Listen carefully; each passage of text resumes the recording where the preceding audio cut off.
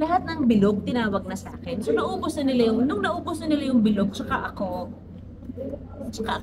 na-realize na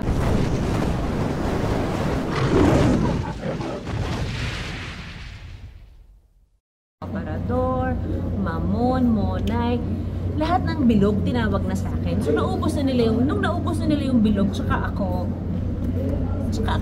na-realize na, okay, hindi ka naman talaga mapupulis lahat ng tao. And people will really find ways to hurt you, to see your faults, even if lalo na kung hindi ka nila kilala. Huhusgahan ka nila. So, wala akong energy to entertain those negative comments or ano ng mga tao kung ano yung nakikita nila sa akin. Parang my realization is, kung binabash niyo ako, kung may effort kayo mambash, ibig sabihin, pinapanood niyo yung pelikula ko. So, ibig sabihin, kumikita yung ginagawa ko. So, thank you. So, early on in life, I realized na hindi ko sila lalabanan ng pangil sa pangil.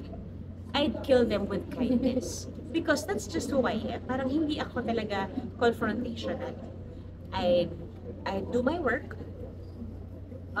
Okay lang na may masabi okay lang na may masabi ako sa inyo, pero sisiguruhin ko na kapag nakatrabaho niyo, wala kayong magsasabi sa akin.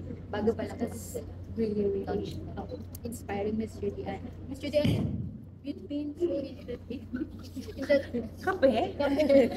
You've been through that kind of experience, negative feedback from the people. Now, how do you teach your children self-confidence and, not living in the narrative of the other people? I would always tell them that you really can't please everybody. Do what you want to do. Just be sure that you don't lose your self-respect. You don't lose the respect to the people around you, and just do what makes you happy. Make it a point that ikaw ang pinakamasaya, hindi lang yung mga taong nakapaligid sa'yo. Don't exert an effort to anyone para lang maging masaya sila. Kasi they'll really find ways na sabihin hindi ka maganda or whatever. You know your worth, you are a beautiful person, you are perfect, and you are part of this family. All of us are okay, and God created us uniquely. And that's totally good. So, inaano lang namin na there will always be haters. That's for sure. And kung may good, may evil. Diba? Kung may tama, may mali. So, kung may mga humahanga sa'yo, may mga tao rin hahanapan ka ng butas. And ito yung mga tao walang magawa sa buhay. Para pansinin mo sila, hahanapan ka nila ng butas. Pag hindi mo sila pinansin, unang gagawin nila, hi, hello, ang ganda mo. Or hi, hello, ang gwapo mo. Ano number mo? Or magtatanong sila, hindi mo masasagot. Then, ibabash ka nila para makuha yung attention. So, these are the things na ngayon pa lang ini-explain na namin sa mga bata. Even if wala pa sila mga social media. Johan only now has Johan Jams. But it is managed by our team. But we would always tell them that you have to prepare yourself to people that would, say harsh words about you. Because bawat tao ngayon may opinion.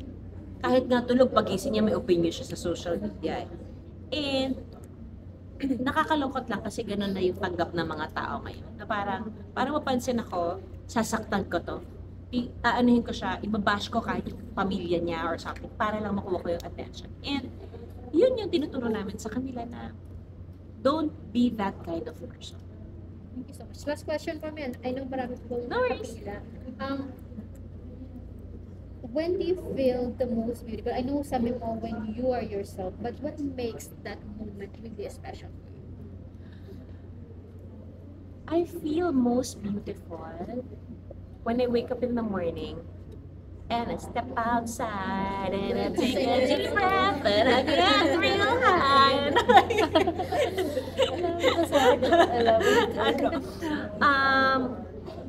I feel most beautiful when I wake up in the morning.